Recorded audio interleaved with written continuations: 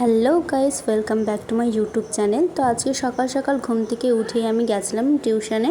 আর tuition থেকে আসতে আমার অনেক দেরি হয়ে গেছে, তাই এখন বাজে ওই দুপুর 1টার মতো। আর এখন আমি ঠাকুর ঘরে এসেছি পুজো দিতে। বাড়ির সব কাজ করে টোরে তারপরে আমি আসলাম ঠাকুর ঘরে পুজো দিতে। প্রথমেই তো ঠাকুর ঘরটা ভালো করে মুছে নিয়েছি। আর আমাদের বাড়িতে তো ফুলের গাছ অনেক আছে, কিন্তু ফুল পায় না, সবাই এসে এসে নিয়ে চলে যায় ভোরবেলা। আর আমাদের ঘুম থেকে উঠতে একটু দেরি হয়ে যায় বলে আমরা একটাও ফুল পাই না। নিজেদের গাছ থাকা সত্ত্বেও ফুল যদি না পাই তো কেমন লাগে। ফুল ছাড়াই এখন আমাকে পুজো দিতে হচ্ছে। আমার মা আবার কোথা থেকে কলকি ফুল আর সাদা ফুল নিয়ে এনে দিল, তো আমি ওটা দিয়েই পুজো দিচ্ছিলাম। আর আমি কয়েকটা তুলসী পাতা নিয়ে এসেছিলাম, তো সেগুলো দিয়ে আমি পুজো দিয়ে দিলাম।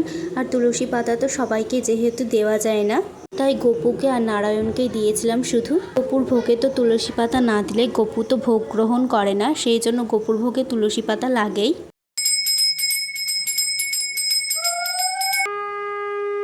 ভালো করে ঠাকুর ঘর গুছিয়ে টুছিয়ে পুজো দিয়ে দেখি যে বাইরে এত মেঘ লাগিয়েছে আমি কাপড়গুলো উঠানোরও টাইম পাইনি। সঙ্গে সঙ্গে বৃষ্টি চলে এসেছে আর আমার সব শুকনো কাপড়গুলো ভিজে গেল।